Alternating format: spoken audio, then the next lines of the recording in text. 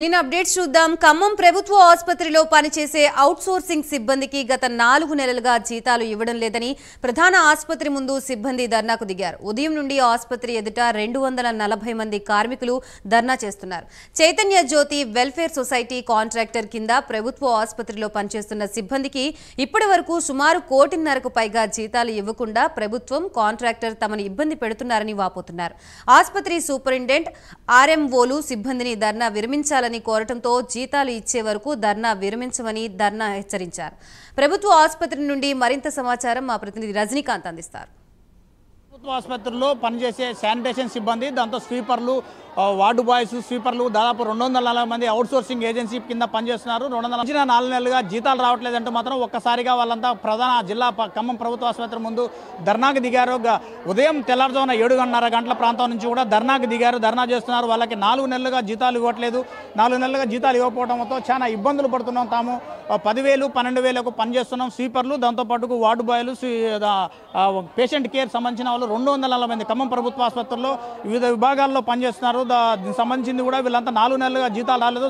సుమారుగా ఒక నెలకు 25 లక్షల రూపాయలు వీళ్ళకి జీతాలు బకాయి పడేది. ప్రస్తుతం 4 నెలలకు మాత్రానికి 1.5 కోటి పైగా కూడా బకాయిలు పడ్డ పరిస్థితి కనపడుతుంది. ప్రస్తుతం వీళ్ళు ధర్నా చేస్తున్న సిబ్బంది మనకు అందుబాటులో ఉన్నారు. అవుట్సోర్సింగ్ సంబంధించిన సిబ్బంది వాళ్ళని అడిగి తెలుసుకున్న ప్రధానం. చెప్పండి అమ్మా, మీకు ఎన్ని నెలలుగా జీతాలు రావట్లేదు? మీ అవుట్సోర్సింగ్ సిబ్బంది, మీ కాంట్రాక్టర్ ఏమంటున్నాడు? 4 నెలల నుంచి ఇవ్వట్లేదు సార్. మాకు జీతాలు ఇస్తామని అంటున్నారు, అలాగే పొడిగిస్తున్నారు. ధర్నాలు చేస్తామంటే ధర్నాలు వద్దు, ఏమొద్దు, ధర్నా కూర్చుంటే మట్టి డ్యూటీలు ఆగుతాయి, అవి ఇవి అని మాట్లాడుతున్నారు.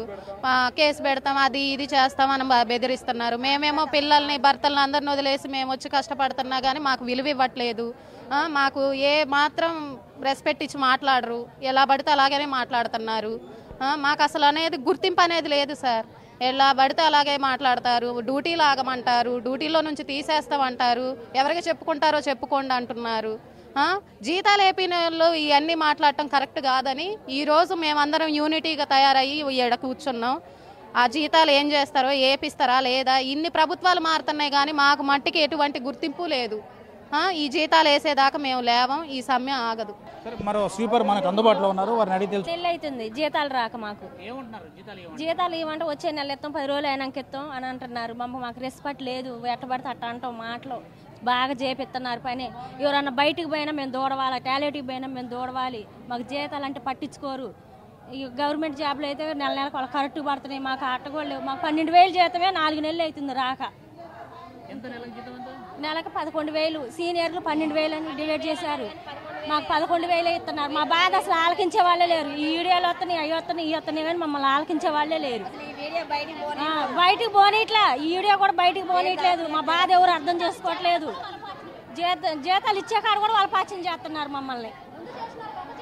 సరే, మొత్తంగా చూడవచ్చు దాదాపు సంబంధించిన ఖమ్మం ప్రభుత్వ ఆసుపత్రి సిబ్బంది, అవుట్సోర్సింగ్ సిబ్బంది, దాదాపు చైతన్య జ్యోతి వెల్ఫేర్ సొసైటీకి సంబంధించిన సిబ్బంది దాదాపు 240 మంది 2 సంవత్సరాల క్రితం కాంట్రాక్ట్ దక్కించుకున్న సిబ్బంది కూడా 4 నెలలకు ఒకసారి జీతాలు ఇవ్వడంతో సిబ్బంది కూడా బాగా ఇబ్బందులకు గురవుతున్న పరిస్థితి కనపడుతుంది. దాంతోపాటుగా వీళ్ళకి అనుబంధంగా సిఐటి నేతలు కూడా ఇక్కడికి వచ్చారు. సిఐటి నేతలు, డివైఎఫ్ఐ సంబంధించిన నేతలు కూడా వచ్చి వాళ్ళంతా ధర్నాలో వాళ్ళకి సంఘీభావం తెలియజేశారు. ప్రస్తుతం మనకి సిఐటి నేత విష్ణువర్ధన్ రెడ్డి అందుబాటులో.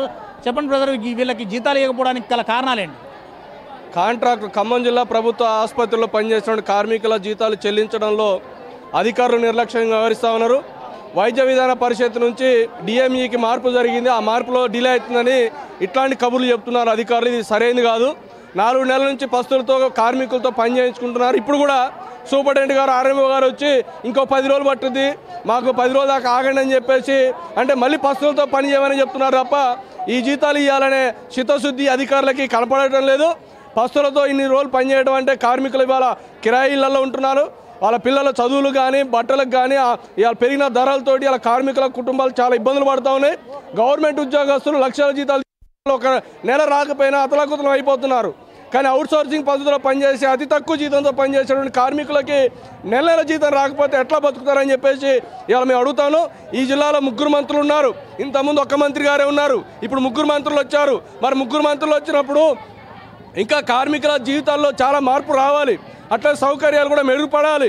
కాబట్టి ఆ పద్ధతిలో జిల్లా మంత్రులు కూడా దీని మీద దృష్టి సారించాలని చెప్పేసి మేము కోరుతా ఉన్నాం.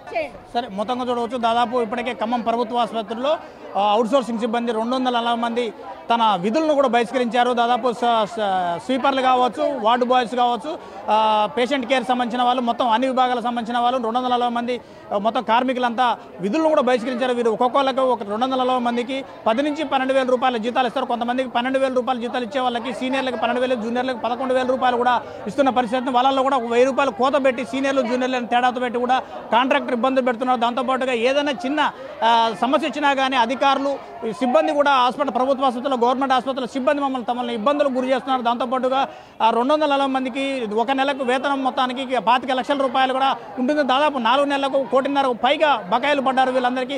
మాకు ఈరోజు అమౌంట్ 4 నెలల జీతాలు సెటిల్ చేస్తేనే కానీ మీ విధుల్లోకి హాజరు కావమంటూ మాత్రానికి సిబ్బంది, అవుట్సోర్సింగ్ సిబ్బంది ఇక్కడ బీచ్ నుంచి కూర్చున్న పరిస్థితి కనబడుతుంది. ఇది ఖమ్మం జిల్లా తాజా పరిస్థితి. శంకర్తో Rajinikanth, prime minister, government hospital నుంచి.